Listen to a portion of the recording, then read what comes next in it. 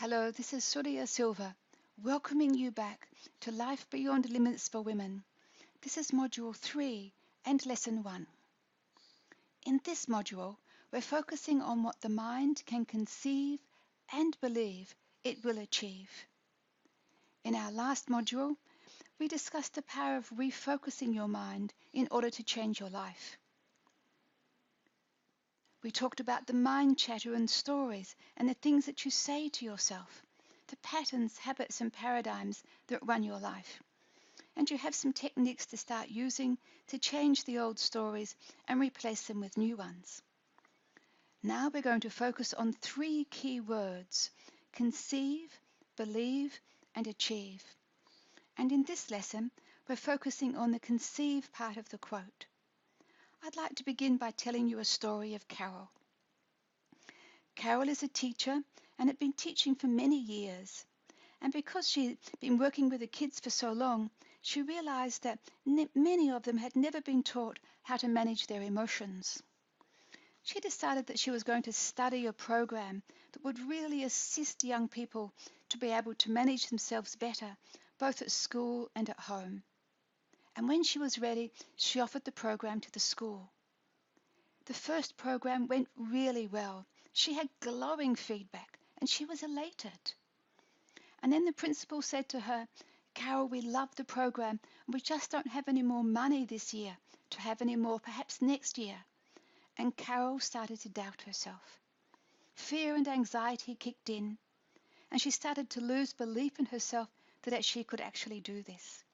The old stories popped into her mind. "I can't do it. I'm not good enough. Nobody will want the programs. It will never work."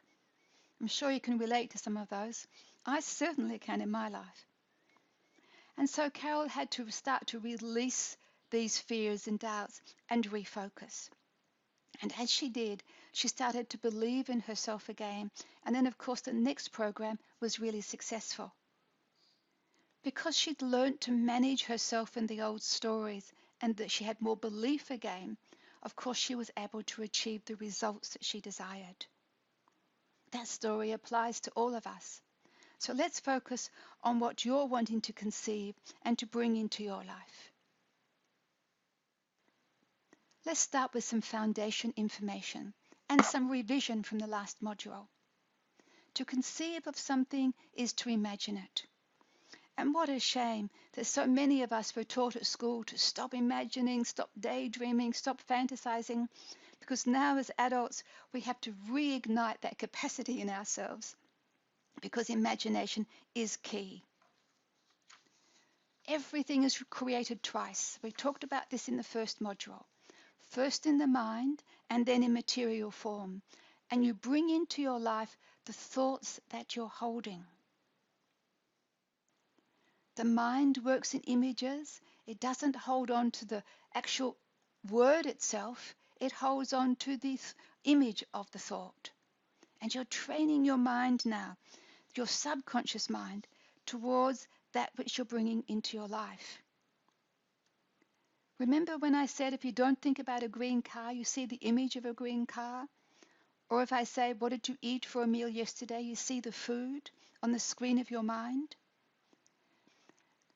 No matter what you think about, all of life works this way. The thought is attached to an image, and so you start to really focus on what the image is that you're wanting to conceive. And your thoughts become even more important. Some women say to me, "Surya, I just don't see things like that. I'm not a visual woman." I'm not either. I'm far more kinesthetic. And yet you can start to teach yourself to see or sense, to imagine that which you're wanting to create. You can start to bring it into your mind, and with practice it will become a lot easier. So you're focusing on what you do want. Anything that comes into your mind of what you don't want, fears and worries like the story of Carol, push those aside. Bring your focus right back to imagining the results of what you are bringing into your life now, what you're conceiving as being really successful. And the more detail that you write, the better it will work for you. Another key factor here is to add really strong emotion. Become really excited about it. Be thrilled with achieving this particular project or with being successful in this part of your life. Because emotion attached to your imagining is so powerful. Many of us don't know how to actually use the power of concentration in our lives. And so I'm going to give you a few techniques that you can use to increase that power of concentration. This is to use a part of your mind called will. Not the old willpower where we forced ourselves to do something, but the will of the mind is actually to be able to concentrate on something. So the first technique then is to think about a favorite place that you love to go, or a flower or an object that you love. Any object at all will be fine. And you focus on that object in your mind, practicing holding the image of it. Initially, you might only be able to hold it for a few seconds. With practice, you'll build it up to 15, 20, 30 seconds. Now, thoughts will flood into your mind. And when they do, simply release them and bring your focus back to the image that you're holding. Another way that you can do it is to create a sequence of separate images. It doesn't matter what they are either. They're just unrelated images. A dog, a cat, a horse, a candle, a cup of coffee, a woman riding a bike, a car on the road. Write them down so that you can learn them. And then you run the sequence of the images forwards and backwards, forwards and backwards. And when you can do that sequence, change it around and practice again. When I was learning this, I had to practice up to 100 images. That did take me a little while, but I got there. Another way you can do it is to use one of the quadrants that you developed for yourself in Module 1. And you take the whole quadrant of what you're wanting to bring into your life. Let's use an example of your health. So you hold the image of you having radiant energy. You have sufficient sleep, your body is nourished with beautiful food, your body's size and shape is exactly as you want it to be, you have the capacity to do everything that you want, and you have radiant health. Of course, you put in whatever it is that you want. And you hold this image and you go over it in great detail and practice it over and over. And then when you can manage that quadrant, go on to the next one. You can use the same type of technique to be successful in any part of your life. You can improve your strengths in any part of your life. Whether that's improving a quality in your relationship or with your children or your family, perhaps it's a skill that you want to improve at work, your health, as I said, any of the quadrants, and you practice achieving the results and the outcomes that you desire. I do this whenever I'm going to a meeting.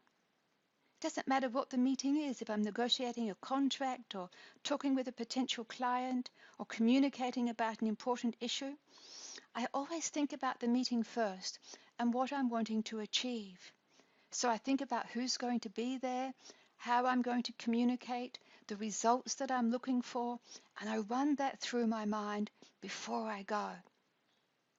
You're programming your mind, you're creating a pattern in the mind so that your mind can respond to your desire. It's so powerful. These things might seem very simple, but you'll achieve enormous outcomes if you apply them. You see, to reprogram the subconscious mind, you know now that you have to use a lot of repetition. And imagine expanding any skill in your life or expanding your confidence through the power of your mind. That's how athletes win so well. They practice their game or their race over and over and over. And then when they go out onto the field, the mind knows exactly what to do and the body responds to the instruction of the mind. You can win in your mind that which you desire in your life. And how powerful is that? I'd like to finish up this lesson with a really inspiring quote from a woman called Virginia Satir. And it's called Choice.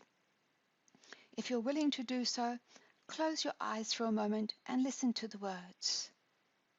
Quote, clasp your hands, feel the energy flow. Let yourself feel that connection, the energy that moves around. Put yourself where you've always been in the universal life force. Very gently bring your hands to rest in your lap. Breathing comfortably, tell yourself, I'm a life form based in divinity. I am able to see, to hear, to smell, to touch, to move, to speak, to choose. End quote. I offer that to you because you have the power of choice every moment of every day. Use that power of choice. Be really mindful what you're thinking about, what you're imagining, and start to really conceive that which you desire in your life. Thank you so much for being with me today, and I look forward to being with you next time. All the best, and bye for now.